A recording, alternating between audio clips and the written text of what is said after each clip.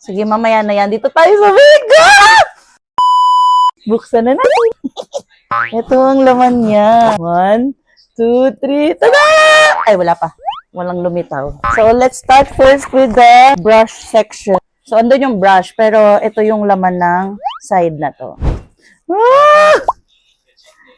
Wow! Ang ganda! Box pa lang, be! Ang ganda na!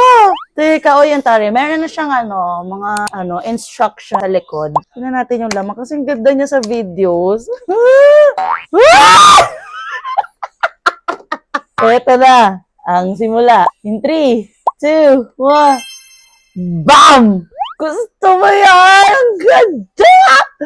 Meron na siyang pag-ano noo. Pak! May pa-door siya doon. Ah! Ang ganda ng color. Nakakatakot siyang gamitin. Parang ayoko siyang masira. Ang ganda. Diyos ko. Boink. Ang taray. Diba? Nakiklik siya. Pakinggan niya. Sapa. Okay. Good morning. So, yung sa brushes, syempre open na rin natin to. Wow!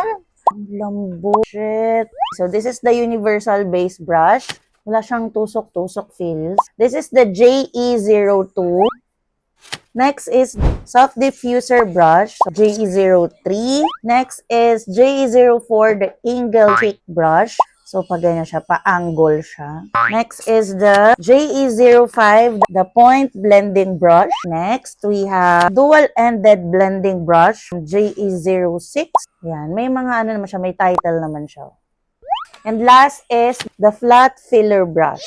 So, sabi naman ni Jen, hindi naman porket yun yung title niya, doon nyo lang siya pwedeng gamitin. So, this is professionally designed and tested. This curated brush set offers exceptional performance across your entire makeup routine. So, pwede mo siyang gamitin kahit saan, kung saan mo bet. Hindi naman magagalit si Jelly. So, yeah. Okay, next, let's proceed sa makeup bag. Woo! Kasi tayo dito sa kanyang pouch. Actually, itong bag na to, this is customized by Jelly Eugenio as a Jelly Eugenio himself. So, dahil siya ay professional makeup artist, so alam niya kung paano ano yung dapat na makeup bag sa mga kikay na katulad natin. So, ito, if you look at it, para lang siyang normal na makeup bag. Pero pag binuksan mo, meron siyang pa-pouch. Yung, di ba? Yung syempre, pag nagme-makeup ka, halo-halo na yung mga gamit mo, biglang, di ba? May pagano siya, humihigop siya. Kasi mahirap nga naman na, syempre, madali-madali ka, nasa labas ka, tapos ganun-ganun ka, yung mga gamit mo, tapos mamadaling asawa mo, biglang, di ba? Tapos let's go! Ganun lang kabilis, hindi ka na mahihirapan. Parang mapapagod ka pa na mag-ayos ng mga gamit mo tapos mag-aaway pa kayo. O di, talagang perfect sa Jelly Eugenio sa mga may Diyosawla, diba? Mga jowa. So, dito na tayo! Ano na lang laman ito? So, ito yung laman niya. Yan, ang dami niya. So, meron tayo ditong, wait. So, we have 4 shades of their blush duet. So, sexy, dull, nude, and bare. So, mas excited ako dito.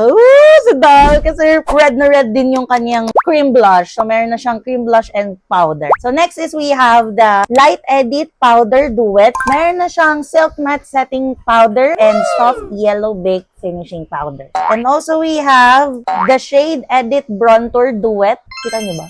And meron na siyang Neutral Powder Bronzer and Toasted Powder Bronzer. And next, we have their ang kitty Jelly, Do It All Liquid Blush. So, we have the shade Always Pretty and Always Radiant. And meron pang 4 na brush. Ang daming brush! So, meron tayo dito yung Airbrush Collection. We have the JE09, which is the shading brush.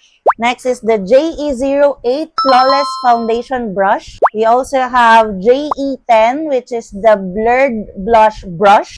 Kabulol. And JE11, the Airy Highlight Brush. Ang dami! Panalo!